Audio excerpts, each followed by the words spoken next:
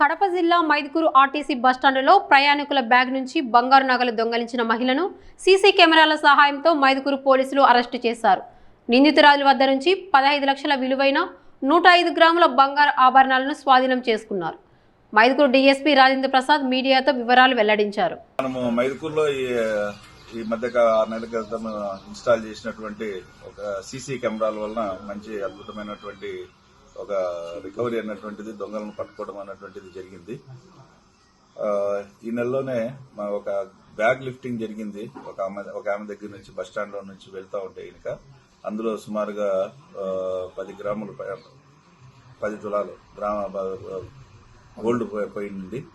వాటిని మనం సీసీ కెమెరాలో పరిశీలిస్తే ఈమె వచ్చేసి ఒక ఆమెను ఐడెంటిఫై చేయడం జరిగింది. ఈమె పాత అఫెండరే, భక్తుల సరోజిని అని చెప్పేసి ఈమె వచ్చేసి శాంతినగర్ అని చెప్పేసి విజయవాడ టౌన్.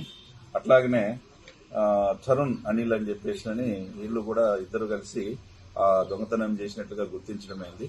సో సీసీ కెమెరాల ద్వారా వాళ్ళను టెక్నికల్ దాని ద్వారా ఎవరు ఎక్కడ చేస్తున్నారు అన్నటువంటి తెలిసి వాళ్ళని పట్టుకొని అందులో నుంచి మొత్తం ఎంతైతే పోయిందో అంత 105 గ్రాములను మనం రికవర్ చేయడం జరిగింది. వాళ్ళని అరెస్ట్ చేసి ఈరోజు కోర్టుకు పంపిస్తున్నాం.